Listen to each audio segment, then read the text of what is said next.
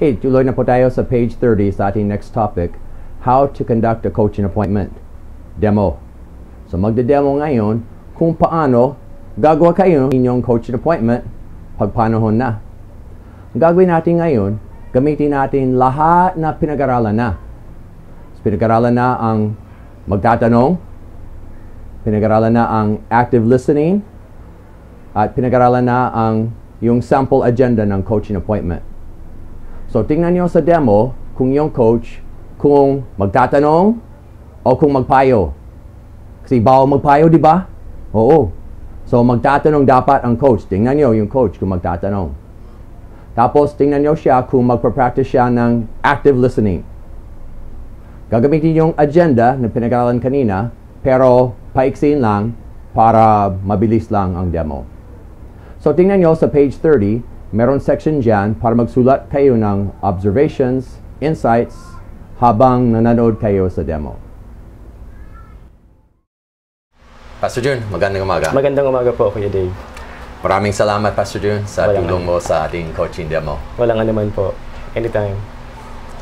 Ano, Pastor Jun, kumusta na kayo? Okay naman po ako. So far, ministry is okay.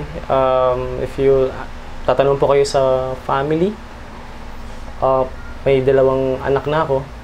My wife is, ang asawa ko po ay pregnant. Oh. Okay, 2 months na siyang pregnant. Oh, congratulations. Opo, at excited kami. Kasi yung una kong daughter, ang una kong anak is babae, daughter. And ngayon, pinag-pray po namin na maging lalaki naman. Para partner na sila, may babae. At ngayon naman, may lalaki. So, naglilihi na? Naglilihi na po. Sumusuka na. Medyo mahirap nga po eh. Nakakapag-adjust. Palagi akong puyat sa madaling araw. Kasi kailangan ko siyang samahan sa baba, sa CR, kumain. The usual. Yan. The usual na pregnant woman. Well, mabuti. Buti. Okay yung ministry. Okay ang family. Buti. Ano, Pastor Jun?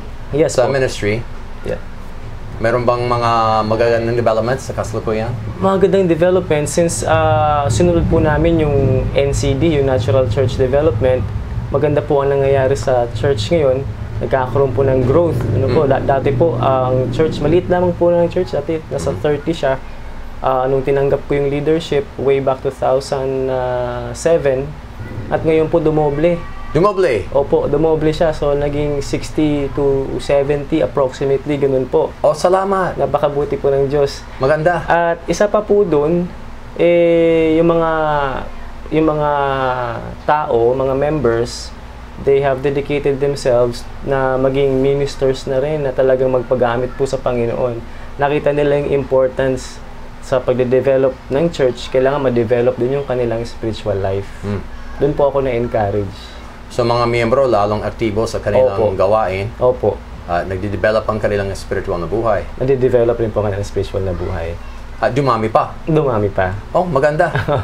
So nakatulong ang NCD? Nakatulong po ng malaki ang NCD talaga. Sobra. So, meron kayong ginagawa sa church health at ngayon, may gagawin sa church planting din. Buti. Maganda yan. Yeah. Ano, Pastor Jun? Meron bang mga hadlang na hinaharap ninyo sa church sa kasalukuyan? Hadlang? Siguro po sa area ng kasi patungkol sa loob ng church, so far, so good naman po eh. Maganda po yung takbo by the grace of God. However, ito pong kinakatok ng puso ko ng Lord, yung puso ko regarding church planting. Kasi since natanggap ko po yung leadership sa church, sa senior pastor, since then, even before pa sa akin, wala pong church planting. And while I was meditating on the Great Commission, sabi ko, ang word ng Lord sa akin, kailangan na talagang magtayo ng daughter church. At ang hadlang po dyan, sapagkat hindi ko pa naman po talaga na itatanong sa mga leaders, pero baka lang maisip nila, baka sabihin nila na hindi pa handa ang church na mag-alaga ng daughter church. Maaaring sabihin nila na hindi financially hindi pa po ganun ka-stable ang church, which is true, yeah. And siguro kulang pa sa trained ministers to go out. So marami po siguro, yun ang pumapasok sa isip ko na maaring maging hadlang pagdating po dun sa pag-i-impart po ng vision. Yun po siguro yung hadlang na nakikita ko sa panahon na ito. Yun po. So, nangusap ang Panginoon sa iyo, meron kang burden for ilang church health, church planting pa. Opo, church planting. Pero baka ang leaders ng church ay marami silang dahilan. Baka marami po silang dahilan, tama po. Ayun, sa tingin ko yun po yung nakikita kong pinakahadlang. Kung maaari lang po sana matanggal ito. Yun po. So, kung ganoon, sa palagay mo, Pastor June, hintay muna bago magsabi sa kanila tungkol sa church planting o may gagawin para magbigay ng vision sa kanila para ihanda sila. Opo, kasi kung aantayin pa po natin na lahat po ng areas maging handa, talagang ang tawag dito yung every area sa finances, sa mga ministers, sa mga teams na pupunta sa lugar, siguro po matatagalan pa yan at kung aantayin pa natin yun, baka mawala yung vision, baka masayang naman. And ako po naniniwala na ito na po ang panahon para ang church po ay humayo at magtanim ng daughter church. Kaya yun po ang yung gusto natin gawin. Yun po, basically. So, sa tingin mo, Pastor June, kung maghihintay pa hanggang maayos ang lahat sa church, finances, leaders, baka napakatagal pa. Opo, baka napakatagal pa at masasayang ang panahon. So, kung mag-start muna sa leadership, mag-brainstorm muna tayo. Sige. Ano ang posibleng pwedeng gawin para mag-impart ng ganitong vision sa mga leaders nyo? Mag-brainstorm lang muna. Oo nga po, no? Siguro magkaroon po ang naiisip ko po ngayon is magkaroon ng one-on-one na pag-uusap. One-on-one muna. One-on-one, hindi muna silang lahat. One-on-one po muna siguro kasi pagka sa tingin ko po kung lahat sila, baka may mag-oppose na isa at sabihin ng isa, ay, oo nga, wag muna. So, mahahawa pa sila sa idea na yon. Pero sa naisip ko po ngayon, kung one-on-one, bawat leaders, ako po kami mag-asawa, maglalaan ng panahon para sa kanila upang mai-share ang vision, mas mainam po, mas maganda po siguro sa palagay ko na one-on-one na lang. Okay. So, kung one-on-one, kung may lalaban, pwedeng i-deal one-on-one. Pwedeng i-deal one-on-one. Okay, so yan ang isa na pwedeng gawin para mag-impart ng vision sa leaders. Ano pa ang posibleng gagawin? Siguro po ang isa sa maaring gawin kapag nakausap ko na siguro po yung mga leaders para maunawaan po nila ng husto, kasi ako mismo hindi pa rin ako ganun experience sa pag-church plant. Siguro pwede ako mag-invite ng mga speakers para dun sa i-workshop or i-seminar yung mga leaders ng church. So, makukuha ang outsider, siya mababahagi sa mga leaders niyo. Lahat ng leaders sabay-sabay. Siguro, palalawakin pa yung kanilang pag-iisip patungkol sa church planting. Okay. Hindi lang ulitin yung sinabi mo, yung sharing mo sa kanila, palalawakin pa. Palalawakin pa. Sige. Magandang ideya din yan. Ano pa kaya? Ibang posibleng action para mag-impart ng vision sa leaders? Sa leaders, meron pa po ba kaya?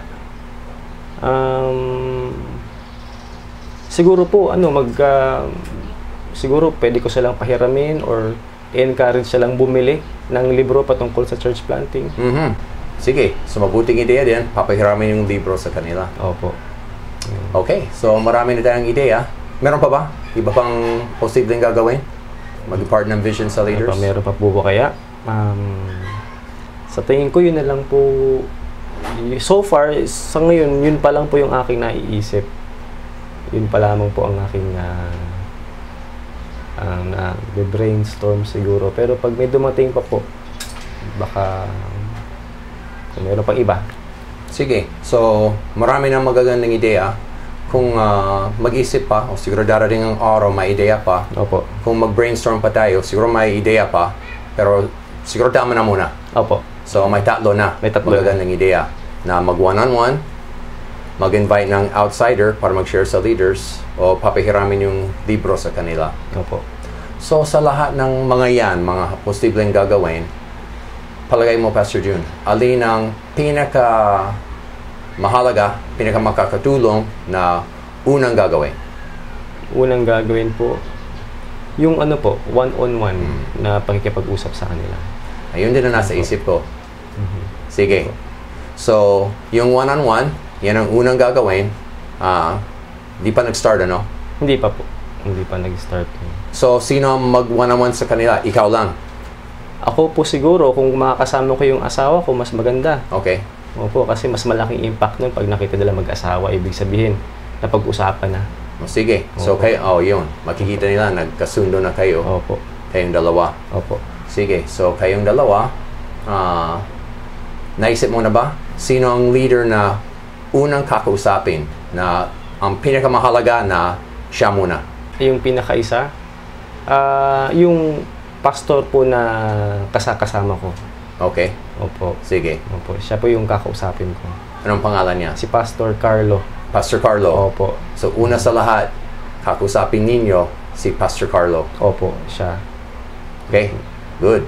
So, kailan kaya? As much as possible, kung nagpaplano po kami this year na magkaroon ng daughter church or early next year, siguro po as soon as possible, next week po siguro. Next week? Opo. Sige, Pastor June, sama ko sa panalangin para sa one-on-one nyo kay Pastor Carlo. Sige po. At iba pang gagawin nyo. Sige po. Yung mga susunod, ano sa palagay nyo? Maganda ba kung mag-iisip sinong pangalawa? Sinong pangatlo? Sinong pangapat? O bahala na? Makakatulong ba kung may strategic order na kakausapin? Makakatulong po siguro. Sa tingin ko makakatulong. At pag nakausap ko po si Pastor Carlo, malalaman ko rin po siguro sa kanya kung sino yung susunod na maaari kong kausapin. Okay, sige. Opo. Baka sabihin niya, uy, maganda yan. Pwedeng kausapin si brother or sister ganito na humahawak ng ganitong ministry. Makakatulong sa atin yan. Okay. So, makakuha po siguro ko ng idea doon. Sige. Opo. So, mukhang maganda may strategic order. Opo. Hindi lang magkakaroon ng strategic order, pero si Pastor Carlo makakatulong Opo. para gumawa ng strategic order. Opo, ganun po talaga. Okay. Opo. Sige, mukhang magandang strategy yan. Sige po. Pastor June, maraming salamat sa tulong sa demo. Salamat din po, walang anuman, Kuya Dave. Malaki ang aking pag-asa sa mangyayari sa inyong church. Salamat po. Amen. Salamat. Ano pong reaction nyo sa coaching demo? Paki-share sa inyong grupo ng 2-3. Please pause the video for 3 minutes.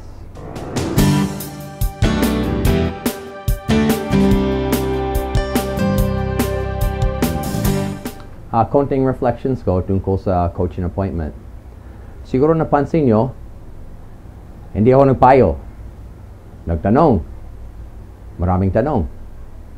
At ginamit yung 3 klaseng tanong. Una, questions for the coach to gain information. Halimbawa, kumusta ka? Ilan buwan na ang asawa mo?